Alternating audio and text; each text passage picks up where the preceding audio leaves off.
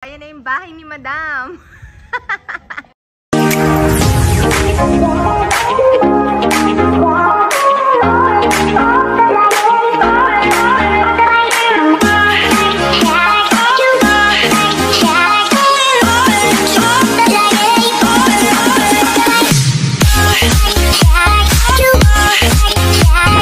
Ayora, nandito ako ngayon sa Mahada Honda. Bibisitahin ko yung friend ko na mayaman dahil nakabili sila ng bahay dito sa Mahada Honda, mga kamayora. Ayan.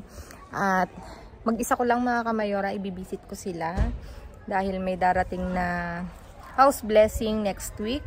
At eto na nga. Tara, tara. Dito. Hi guys! Andiyan sila, oh! Oh, ayan ang mga mayayaman dito sa Mahada Honda. Pupunta ako sa kanila. Sila yung ano. Sabi, invite nyo naman ako dyan. Pasok daw. Pasok. Ayan. Dito siya na Mayora. Akyat na ako. Hagdan tayo.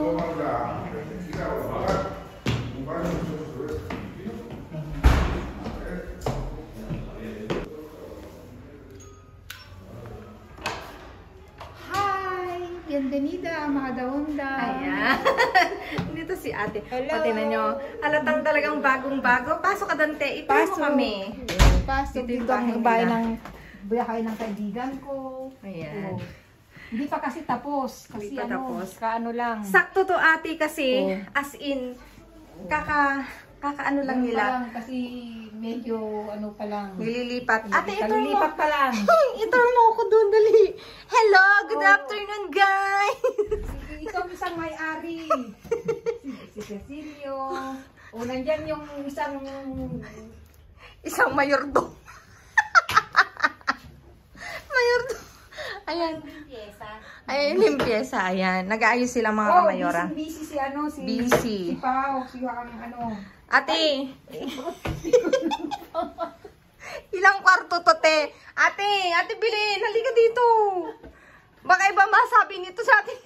Ay, hindi, mas alam niya pala. Oo, dapat hindi natin banggitin ang pangalan. Binanggit na.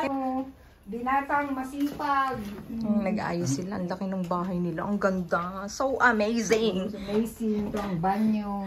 Nandito yung banyo. O, diba? Kasi, hindi pa talaga. Naayos pa lang, mga kamayora. Ito yung banyo. Sinarado. Ang dali, ate. Susunod, te. Ate Linda. Ito ang kwarto ng isang anak? Si Madam. No, si Madam. Si Madam. Si Madam, okay, si Madam. Yung isang kwarto, si Senyor. Si Senyor. Tapos dito yung sa magkapatid, te. Magkapatid. Oy, in fairness, ang lalaki ng kwarto niya, ha? Oo, kasi kakalipat lang to, mga kamayora, kaya wag niyong i-judge yung magulo kasi ngayon pa lang nila inaayos. Ang lalaki ng kwarto, no, te? Pati nga yung kwarto ni Madam. O, diba? Ate, anong nilagay nila dito? Papel. Papel, Ganda. Uy, in fairness, te, ang ganda ng bahay nila. Ang ganda.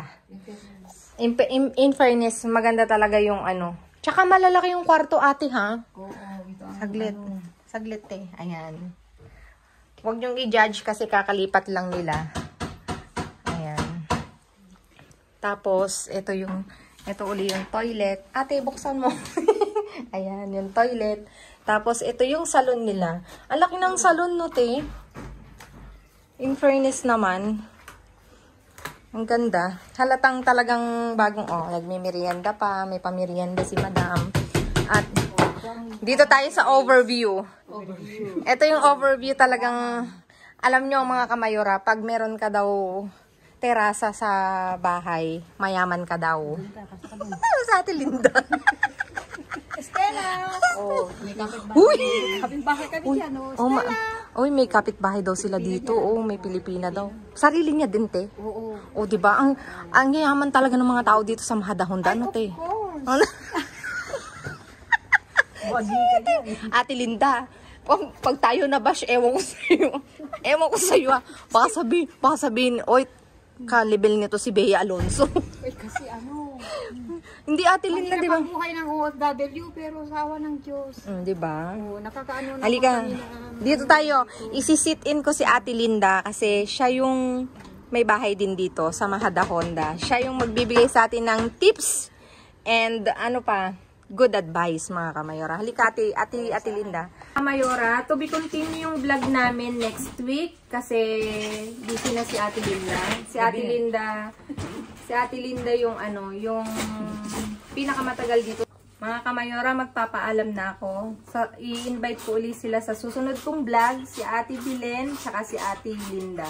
Sila yung mga matatagal dito sa Mahada Honda. Magbabay na kayo. Bye-bye! See you on my next vlog. Yung tungkol sa pagbili ng bahay dito sa Madrid, Spain.